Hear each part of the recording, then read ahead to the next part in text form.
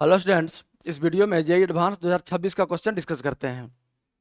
A double convex lens made of glass of refractive index 1.5 and radii of curvature of curved surfaces 20 cm each is emerged in a liquid of refractive index NL। देखिए, एक double convex lens है, ये आपका double convex lens है जिसमें इसका refractive index दिया है 1.5, म्यू इक्वल्स 1.5 और दोनों सरफेस का रेडियस दिया है 20 सेंटीमीटर। अब ध्यान से देखिए, अगर हम लोग रे के प्रोपागेशन के डायरेक्शन को इधर लें तो पहला सरफेस का रेडियस आपका पॉजिटिव हो जाएगा और ये R1 इक्वल्स प्लस 20 cm हो जाएगा, क्योंकि दोनों का रेडियस का मैग्नीट्यूड 20 ही दिया है। साइन कन्वेंशन यूज करने के लिए हम बात कर रहे हैं। और अगर सेकेंड सरफेस का हम लोग बात करें तो इसका रेडियस नेगेटिव हो जाएगा, R2 लेस देन 0, लेकिन R2 का मैग्नीट्यूड भी कितना दिया है 20 cm, तो जहां वैल्यू पुट करेंगे वहां -20 cm पुट कर देंगे हम लोग, -20 cm, लेकिन यहाँ मैग्नीट्यूड लिखे हैं 20 cm। यही इंफॉर्मेशन गिवन है और इस लेंस को एक मीडियम में प्लेस कर देता है जहां मीडियम का रिफ्रैक्टिव इंडेक्स NL है। The correct plot showing the variation of the power in units of diopter as function of NL। Power हम लोग को निकालना है, तो पावर आप लोग पढ़े होंगे, लेंस का पावर हम लोग डिफाइन करते हैं 1/f। अब इस फॉर्मूला से भी आप इस क्वेश्चन को सॉल्व कर सकते हैं और लेंस का पावर कुछ बुक्स में μm/f भी लिखता है। μm/f जहां μm हो गया जिस मीडियम में लेंस को प्लेस किया गया है उस मीडियम का रिफ्रैक्टिव इंडेक्स। तो हम लोग इस क्वेश्चन को इस दोनों फॉर्मूला सॉल्व करते हैं, क्या आंसर आता है इसके बाद हम लोग आगे चर्चा करेंगे। तो पहले हम लोग P इक्वल्स 1/f को सॉल्व करते हैं।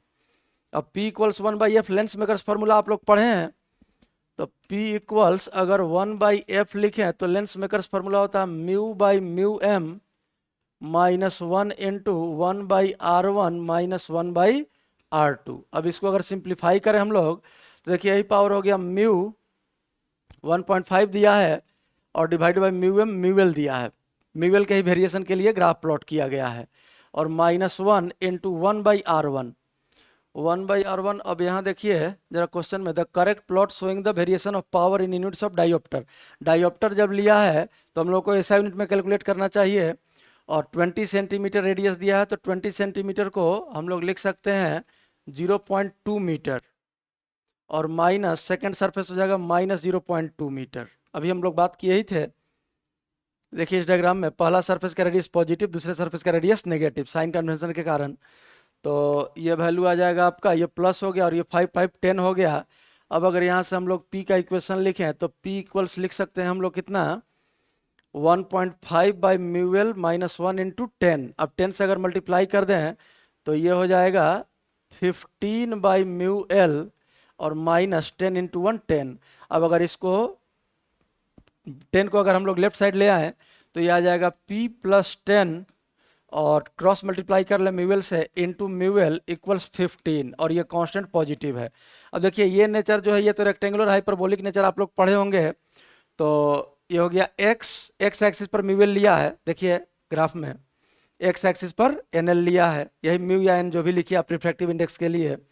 और एक बात और ध्यान देखिए, म्यू का वैल्यू जो है ये 1 से 2 तक वेरी कराया है, 1 से 2 हर ग्राफ में, हर ऑप्शन में 1 से 2। तो ये रेक्टेंगुलर हाइपरबोलिक हो गया, x इंटू वाई बराबर c, और ये फर्स्ट और थर्ड क्वाड्रेंट में लाई करेगा क्योंकि कांस्टेंट पॉजिटिव है। अगर इस इक्वेशन का हम लोग ग्राफ प्लॉट करें तो ध्यान से देखिए, अगर सिंपली हम लोग x into y equals constant का ग्राफ प्लॉट करते हैं म्यूएल और ये p, सिंपल फिजिक्स छोड़ दीजिए, जो वैल्यू दिया उसको छोड़ दीजिए, ये हो गया x इंटू ये हो गया y। अगर इसका ग्राफ प्लॉट करते तो रेक्टेंगुलर हाइपरबोला आपका ऐसा आता।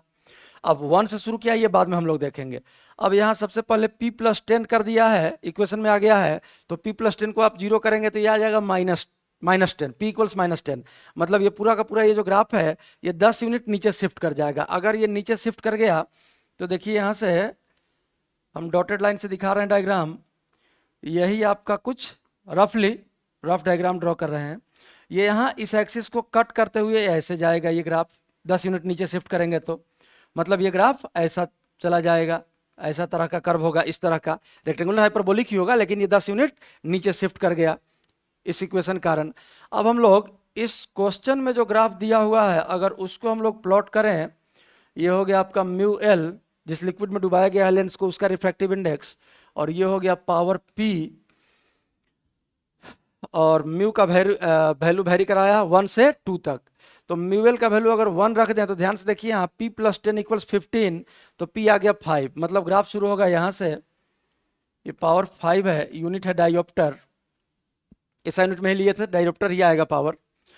और इस ग्राफ चूंकि एक्स एक्सिस मतलब म्यूएल एक्सिस को कट कर रहा है, तो किस पॉइंट पर कट करेगा अगर ये हम लोग चेक करें तो म्यूएल का वैल्यू निकालना है और पावर हो जाएगा 0, इस एक्सिस के किसी पॉइंट पर पावर हो जाएगा 0। तो p अगर 0 पुट कर दे तो म्यूएल इक्वल्स 15/10 1.5, तो 1.5 पर ये वैल्यू 0 हो जाता है, ये वैल्यू आ गया आपका 1.5 म्यूएल का।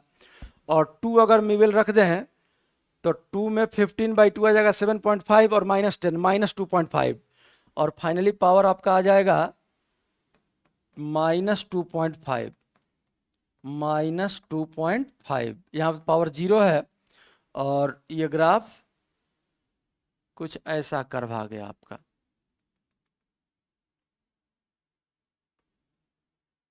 रेक्टेंगुलर हाइपरबोलिक नेचर का यही आपका कर्व हो गया।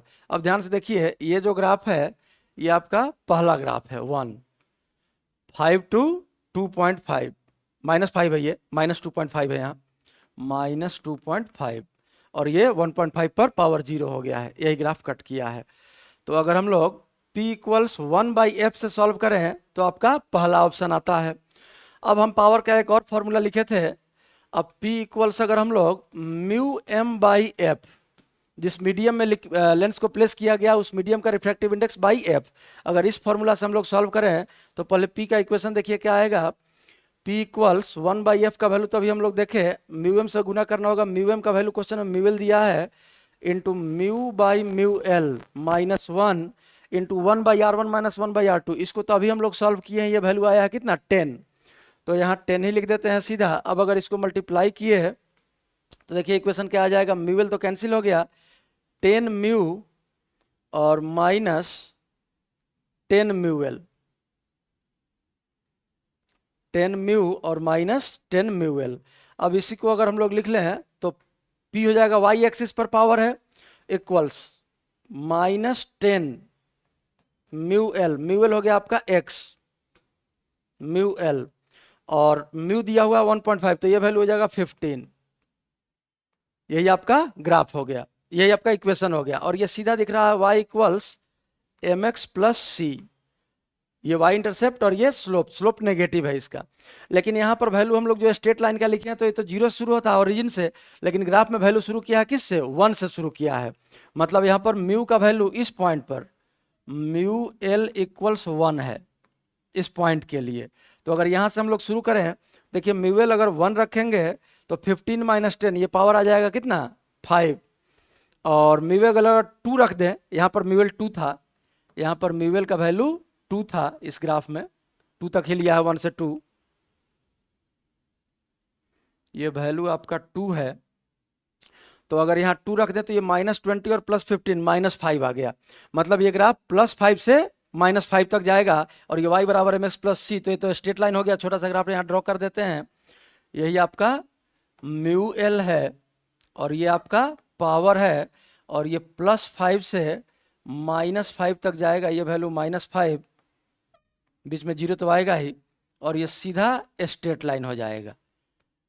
अब ध्यान से देखिए यही ऑप्शन आपका बी है, यहाँ पर म्यू का वैल्यू म्यू एल का वैल्यू यहाँ पर 1 है इस पॉइंट पर, और इस पॉइंट पर 1.5 है, और यहाँ पर म्यू एल 2 है, यही वैल्यू है। यहाँ देखिए आप पावर 0 कर दीजिए तो म्यू एल का वैल्यू कितना आ जाएगा 1.5 आ जाएगा, इसको सॉल्व कर सकते हैं।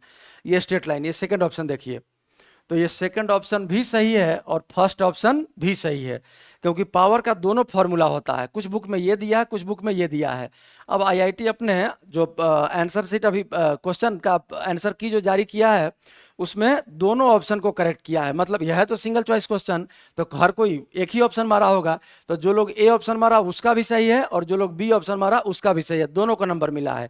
क्योंकि दोनों फॉर्मूला को मान्यता दिया है आईटी, दोनों फॉर्मूला को करेक्ट मानता है और दोनों फॉर्मूला के अनुसार, एक फॉर्मूला के अनुसार ए आया ऑप्शन, इस फॉर्मूला के अनुसार P = 1/f के अनुसार, और μm/f के अनुसार बी आया।